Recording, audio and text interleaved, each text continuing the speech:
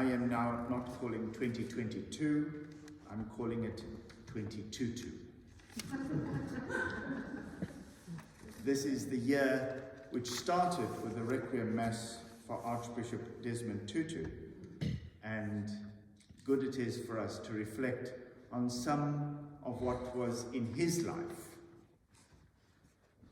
In the sermon which Bishop Michael Nuttall, the previous Bishop of KwaZulu-Natal, preached at the Requiem Mass yesterday, he pointed out to those remarkable words from the prophet Micah.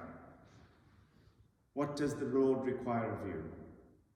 To do justice, to love kindness, and to walk humbly with your God. And then he went on to show how those three aspects had been fulfilled in the life and witness of Archbishop Desmond Tutu. Today we have this passage from the Gospel, the fourth creation account in the Bible as I see it, and in this fourth creation account we have so beautifully portrayed for us by St. John the incarnation, the coming of God to dwell amongst us, the incarnation.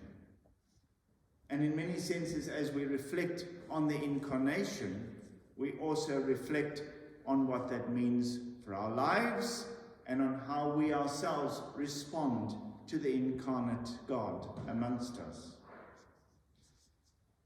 Christmas carols have always been one of my favorites, but one of the songs that has really taken me by storm this Christmas has been the song, Mary, Did You Know? I don't know whether any of you have listened to it. I'm going to sing a few lines just so that you might recognize the tune, but then I'm going to read the words. Mary, did you know that your baby boy would one day walk on water? Mary, did you know that your baby boy would save our sons and daughters? Familiar to any of you? No, you should look it up. Did you know that your baby boy has come to make you new? This baby you delivered will soon deliver you. Mary, did you know that your baby boy will give sight to a blind man? Mary, did you know that your baby boy will calm the storm with his hands? Did you know that your baby boy has walked where angels trod? When you kiss your little baby, you kiss the face of God. Mary, did you know the blind will see, the deaf will hear, the dead will live again, the lame will leap, the dumb will speak, the praises of the Lamb.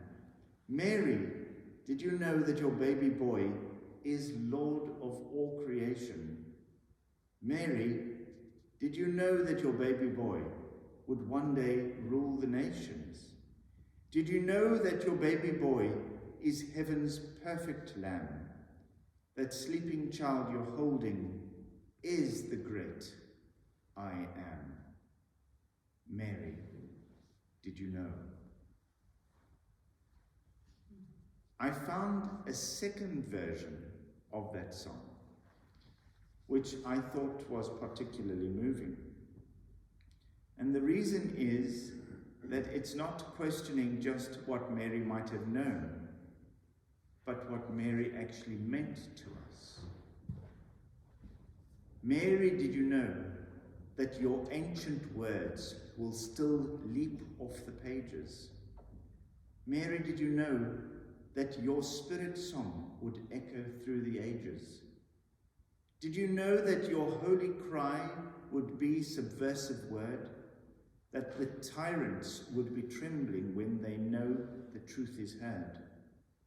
Mary, did you know that your lullaby would stir your own child's passion? Mary, did you know that your song inspires the work of liberation? Did you know that your jubilee is hope within the heart of all who dream of justice, who yearn for it to start. The truth will teach, the drum will sound, healing for the pain, the poor will rise, the rich will fall, hope will live again. Mary, did you know that we hear your voice for the healing of the nations? Mary, did you know your unsettling cry can help renew creation? Did you know that we need your faith, the confidence of you? May the God that you believe in be true and inspire us too.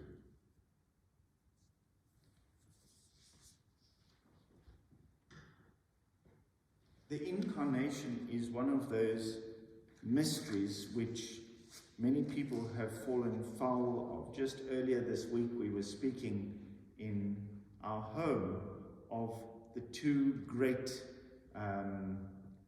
heresies around the time of Christ, or just after the time of Christ. The Gnostic heresy and the Arian heresy. For the one, God was just God. Christ could never be fully human, and so Christ hanging on the cross could not suffer because God can't suffer. And in the other, the Arian heresy, Jesus is human. And while there's a divine aspect to him, Jesus is ever second to the Father. There is no co-equality within the Trinity. And it's too easy for us ourselves to fall one way or the other of that line which says that God incarnate came to be with us. Some of the myths around Christmas that have been confronted for me this year have been the myth of Jesus' birth. One of the theologians from the Philippines, looking at the texts in Luke's Gospel, says very clearly that the word that is used as translated as the inn in Luke's Gospel actually refers to the guest room, and is the same word as is used later in Luke's Gospel to describe the upper room. And so that in many senses, it is the spare room in many peasant homes.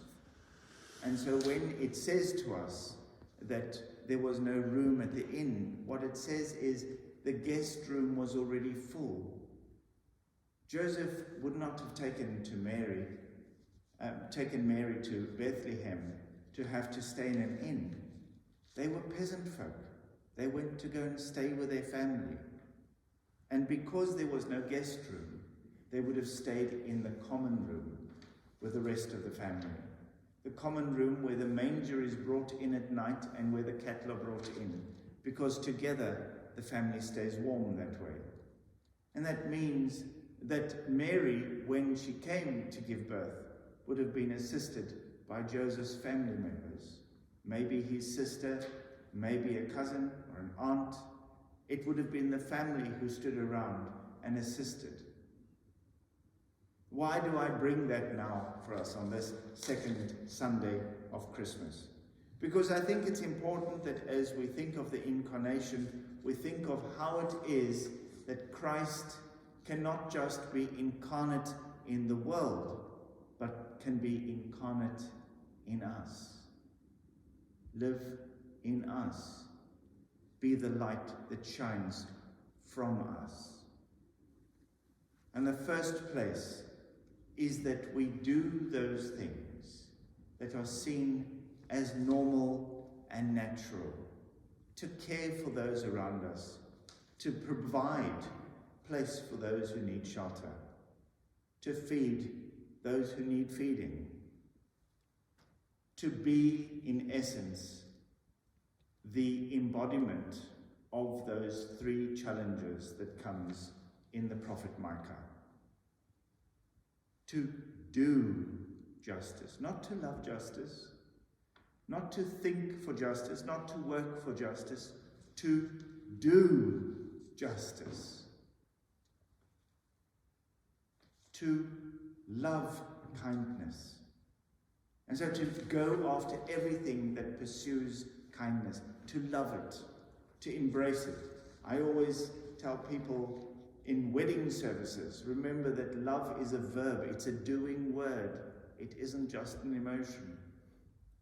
And finally, to walk humbly with our God. To find that way that we allow the incarnate Christ in our lives, not just this Christmas, but this 2022, to lead and be the light that shines within us. Amen.